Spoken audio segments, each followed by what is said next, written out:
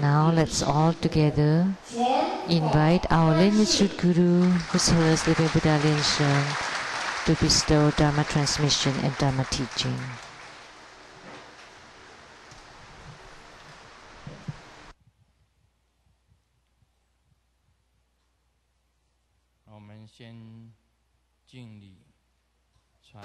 First, we will pay homage to the lineage gurus, the Venerable Monk Liao Ming, Master Sakya Zhengkong, to the 16th Dharma King Karmapa, and Master Drupten Dorji. Homage to the main deity of Homas today, the Great Wealth Bodhisattva. Homage to the three jewels of the altar, the Buddha, Dharma, and Sangha.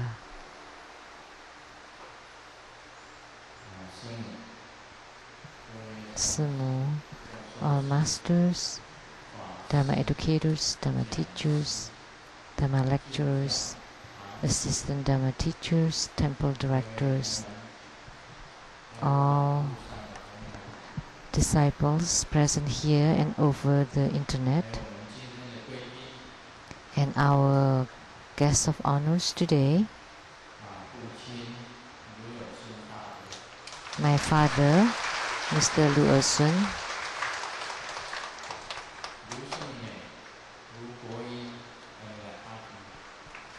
and Lu Seng-mei, Lu Guo-yin and her husband, and from Academia Sinica, Professor and Mrs. Zhu,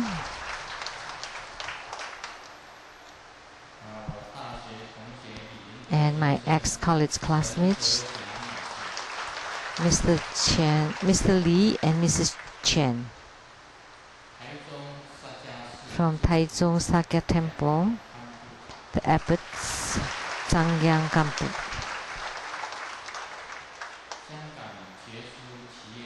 And a notable businessman from Hong Kong, Mr. Li Feng-yi. And from Nantou County Council, representative to the councilman, Xu Zhuang.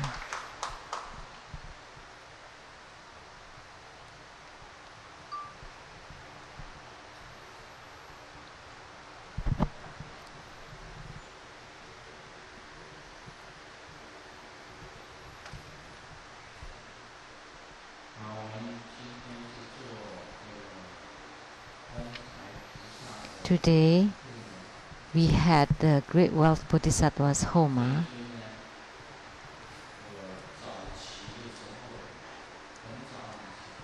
And long ago,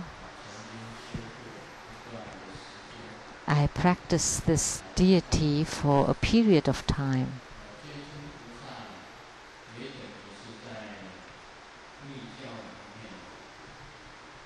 So this Bodhisattva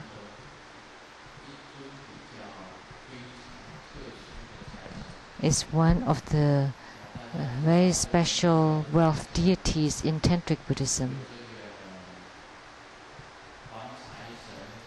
We know that in Tantric Buddhism we have the yellow Jambala, the red Jambala, the black Jambala, the green Jambala, and the white Jambala.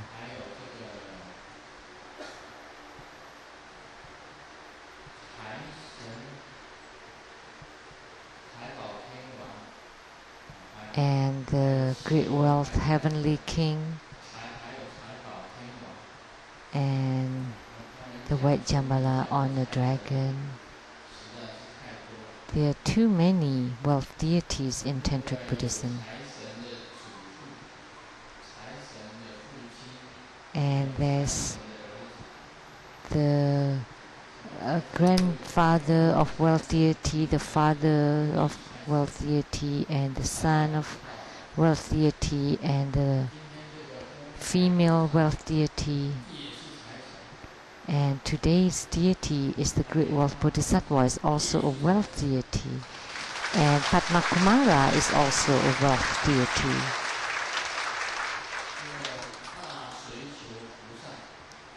And the wish-fulfilling bodhisattva is also a wealth deity. So why do we have so many wealth deities in Tantric Buddhism? Because there are so many skillful means in Tantrayana.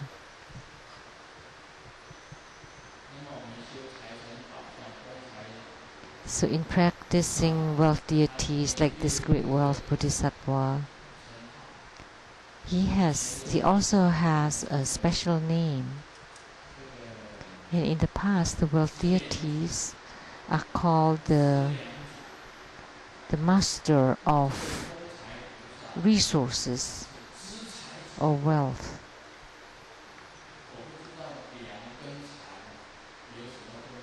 So what's the difference between resources and wealth?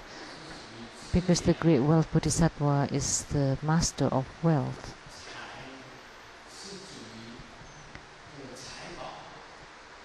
So resources is resource that you can use, and wealth is money and treasures and gold, silver, all the gems, jewels.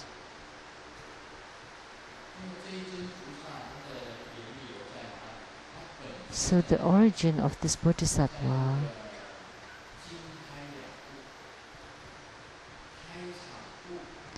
and he's considered in the causal ground of the womb mandala, one of the deities there.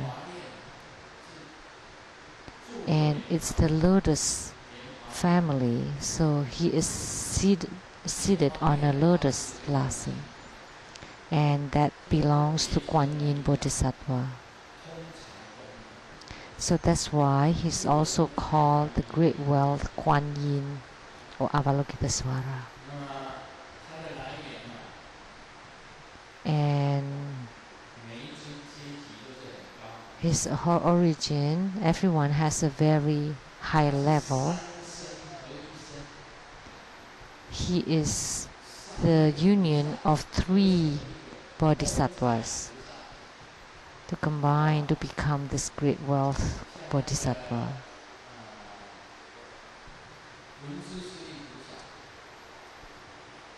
Like Manjusri Bodhisattva and the Yama King combined together,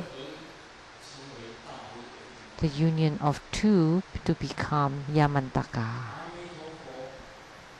And Amitabha Buddha and Kuan Yin Bodhisattva combine to become the 1,000 arms and 1,000 eyes Kuan Yin Bodhisattva. And this great wealth bodhisattva is the union of Amitabha Buddha, Kuan Yin Bodhisattva, and Mahasattva Bodhisattva. So the union of 3 deities.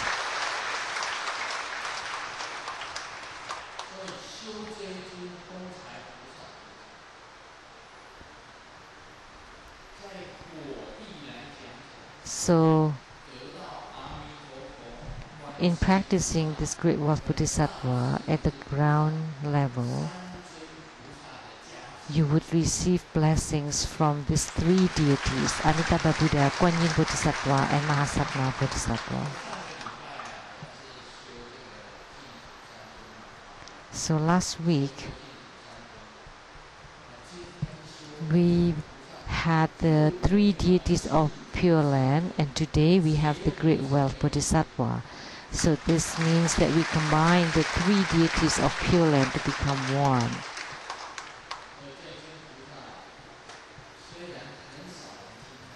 So although this Bodhisattva is not well known, is rarely known, but her origin is not ordinary.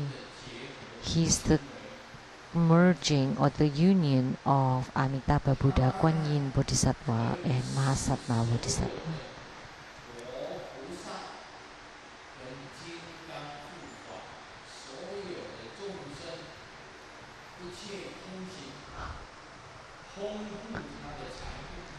So he can enrich the wealth of all the Buddhas, Bodhisattvas, Dharmapalas, and Dakinis, and all divinities.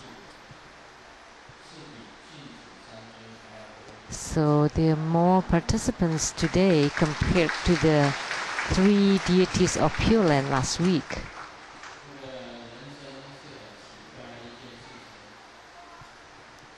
So it's very interesting in life.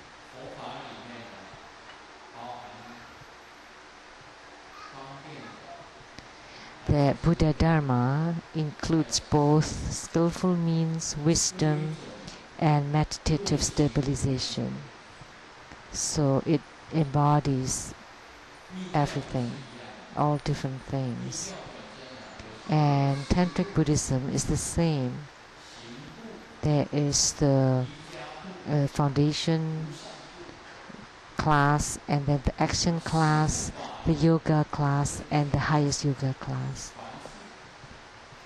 So the foundation class is rather repetitious or routine. And the action class requires single-pointedness, and the yoga class, it's only a few practice left. And then the highest yoga class, the highest class, is only based on one thought. So we can say that there's only consciousness left at this level, at this class. So the foundation level, the fundamental level is very repetitious and routine. It's step by step. So the empowerments also step by step. First, empowerments for the fundamental level, and then for the action level, and then the yoga level, and then the highest level.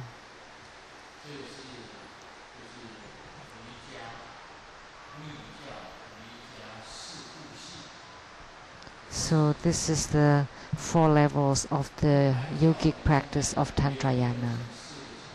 And in Kagyupa, there are also 4 levels.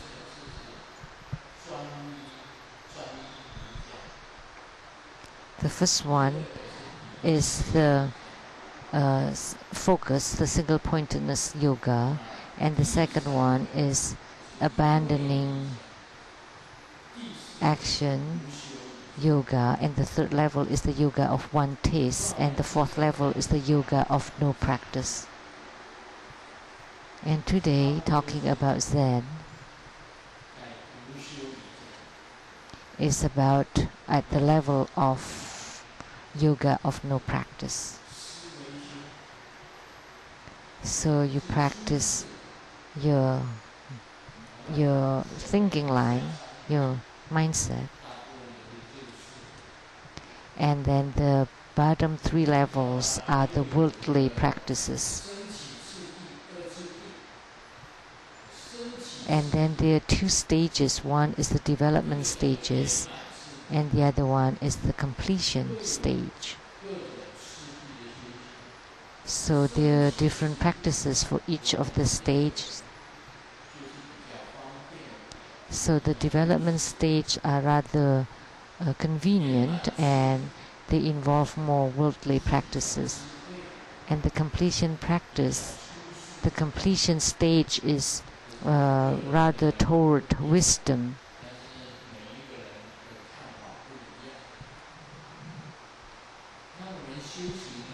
So that's my opinion, and everyone's opinion may be different. So in tantric practices, we start from the skillful means, the convenient ways in development stages. So we do practices that require empowerments by vase, and then empowerments by red and white flowers, and then empowerments by touch in the highest yoga level, and then lastly the completion stage empowerment. So that's step by step. And then in the completion stage empowerment, that's close to this Zen level. So the Great Wealth Bodhisattva has both development stages and completion stage. So in the development stages, he can bestow wealth so that they are rich and contented. And by this practice, you can be guided by the three deities of Pure Land to go to the Western paradise. Because sentient beings are sentient beings, and they cannot become a Buddha in one step, or to reach a stage of yoga of no practice, or with one step to reach the completion stage. So they have to go step by step, stage by stage.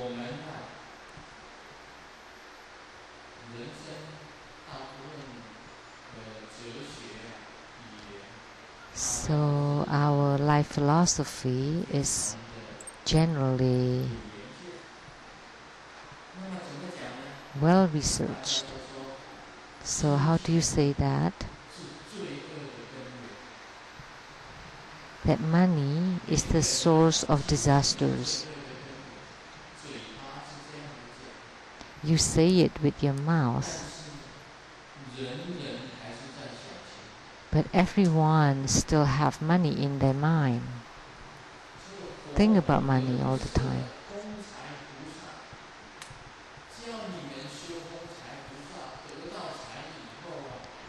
So, but to teach you to do the practice of the Great Wealth Bodhisattva, after the first step of being enriched, you should practice to go to the Western paradise.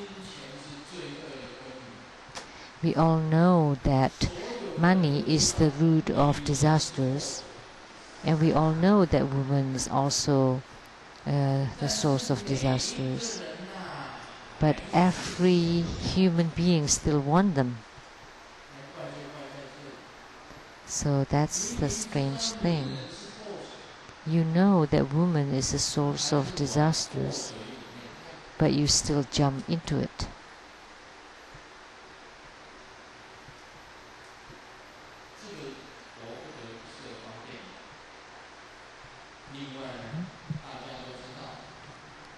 And you know that at the top place, it's cold at the top place. Everyone wants to be a president. Everyone wants it. It's just that you don't have the chance. But if you have the chance, you also want to become a president, right? So when we write an article when we were in school, in elementary school, my aspiration, what I want to be in the future. So many people wrote that they wanted to be a president. And you know that it is cold and lonely at the top, but everyone still climb up to the top. And you know that the Buddha land, the Pure Land, is very good, and yet you still don't want to go there.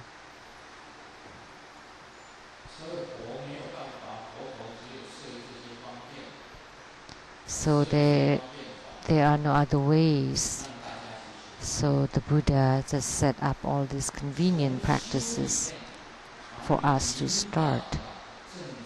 And then we are led toward the right path.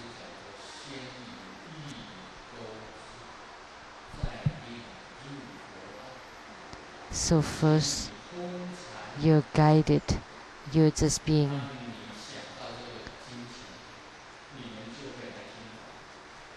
enticed to enter into the path by being fulfilled in the money or in their wealth requirements. And so if you have attainment in this practice, you all become the Great Wealth Bodhisattva.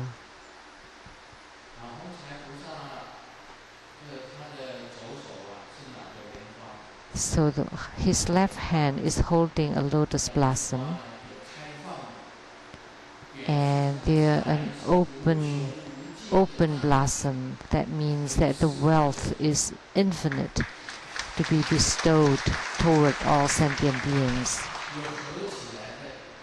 And there's also a closed bloom.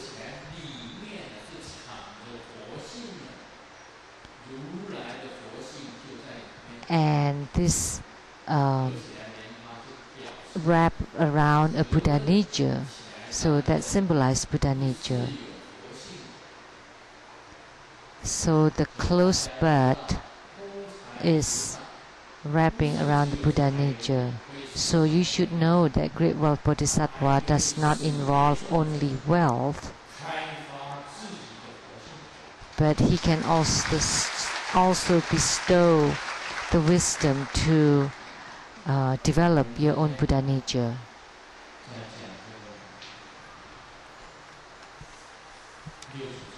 So today we will continue to talk about the Platform Sutra of the Sixth Patriarch.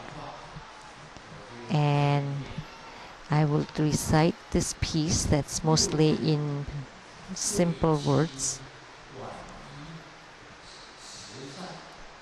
So the Sixth Patriarch kneeled and washed his robe on a rock using the water from the spring that has now formed a pond.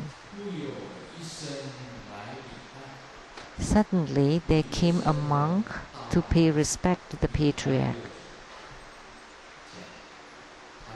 And he said,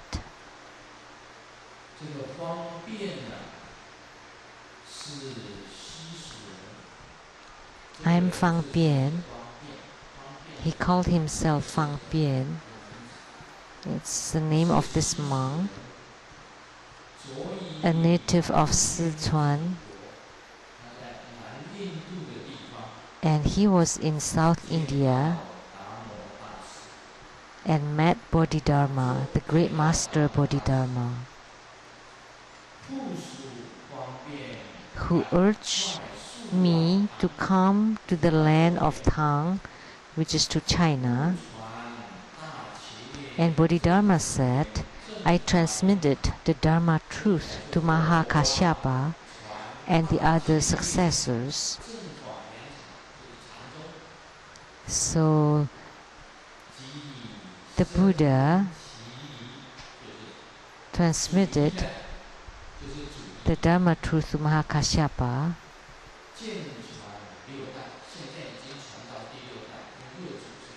which is the Dharma truth and the lineage rope, and all for 6 generations. So the Sixth Patriarch now is in Chaoxi, Shaozhou. So go and make obeisance to him. So the monk Fang Bian traveled here from afar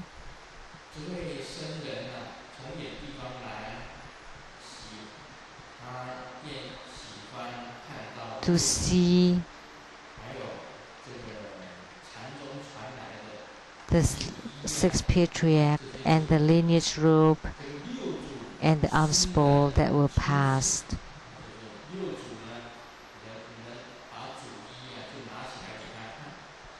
The Sixth Patriarch showed the lineage robe to him and then asked, Respected one, what is your specialty? What do you do? And he replied, I am good at sculpting. So he's very good at sculpting. Then the Patriarch said in a serious tone,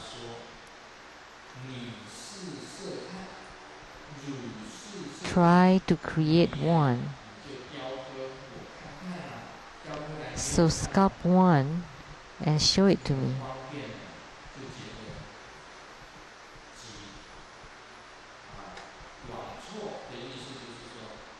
And then the monk Fang Bian was baffled.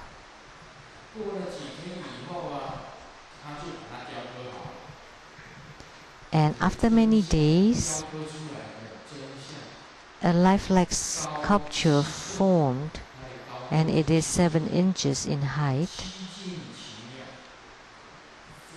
And the stature is truly amazing. It's very lifelike and it's very amazing. And the Patriarch smiled and said, "You have a good grasp of the nature of sculpting, how to sculpt a human form, but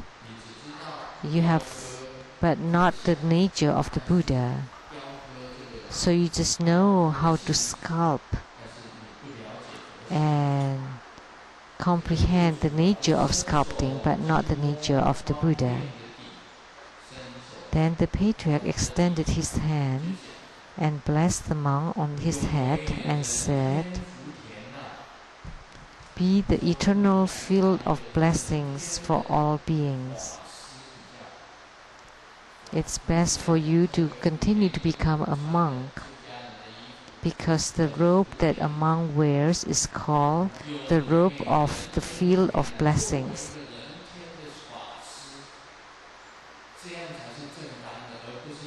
So it is proper for you to become a monk, to understand Buddha nature. Only then you would be the teacher for all beings. Then the Patriarch rewarded him with the robe. Then the monk Fang Pian cut the robe into 3 pieces, a piece to wrap around the statue, and a piece for himself,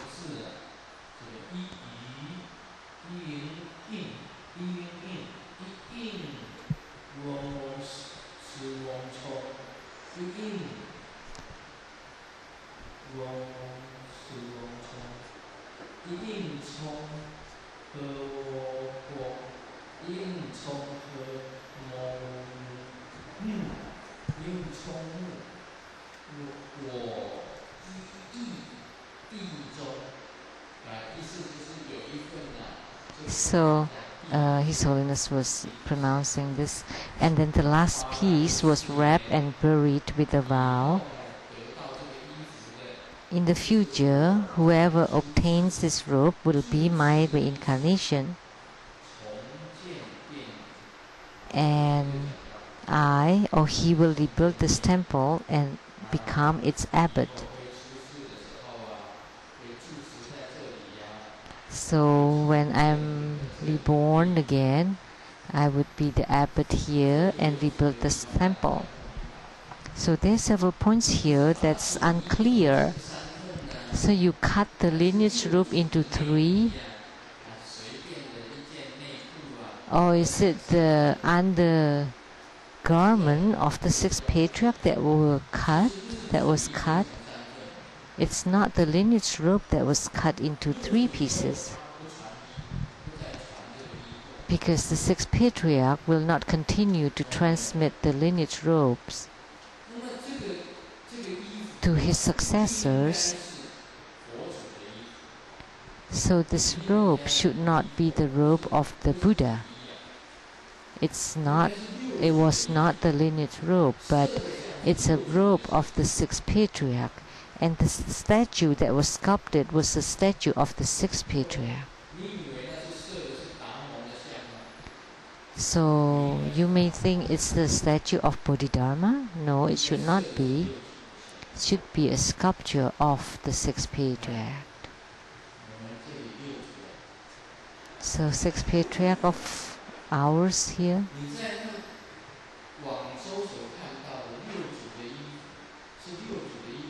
So the robe that you saw in Guangzhou that was wrapped around his body,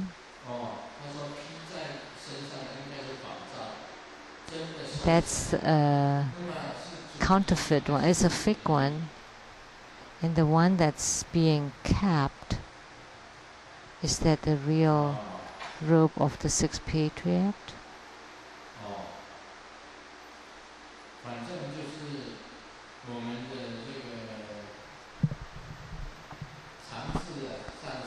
So our Master Tsang here said that he's not clear, he's not sure.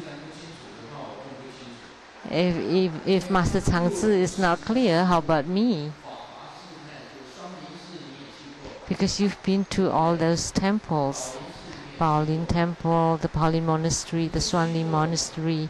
You have visited all those temples. And I have not.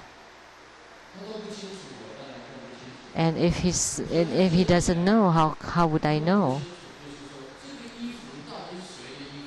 So who does this robe belong to? Is this the lineage robe, or is this a robe of the sixth patriarch?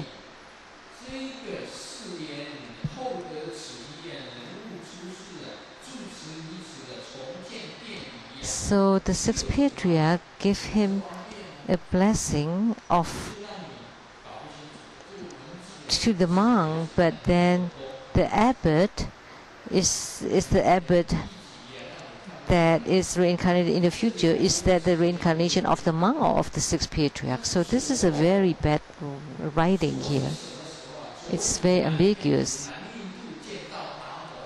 So this, yes, I saw the South India seeing the Bodhidharma to tell him to go and make obeisance to the sixth patriarch to China.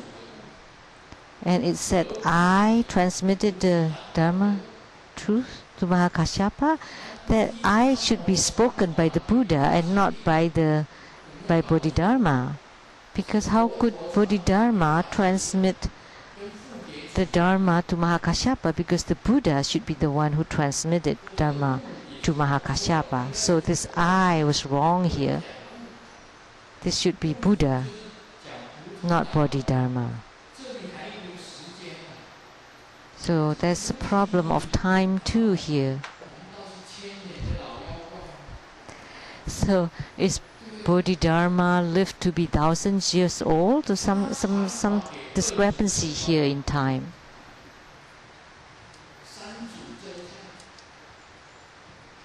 So Bodhidharma transmitted the Dharma to Sen Hui, I forgot. To Huike, and then to the third patriarch Sen Hui, and then the fourth patriarch, and then the fifth patriarch Hongren, and these five patriarchs have been transformed out of the world, have passed away, and have been transmitted to the sixth successor. So does that mean that Bodhidharma lived to be thousands of years old? So there's a problem in time, in chronology here. So if Bodhidharma has attained Buddhahood and just manifests a phenomena for the monk to see, then that is acceptable. Because there are a lot of things that doesn't make sense in Bodhidharma. So in this case, it seems that Bodhidharma lives to be forever. So the great Master Bodhidharma is the 28th patriarch of India, in India, from Mahakasyapa, Ananda, all the way to the 28th successor, Bodhidharma. And then he went to China, to the Middle Kingdom, and Bodhidharma became the first patriarch of the Chinese Zen Buddhism, and then transmitted to the following successors up to the sixth patriarch. So how could there be a monk Fang Bian in South India? And the name is also strange. How could there be Fang Bian? And he saw Bodhidharma in South India. So just count how old would Bodhidharma be at that time.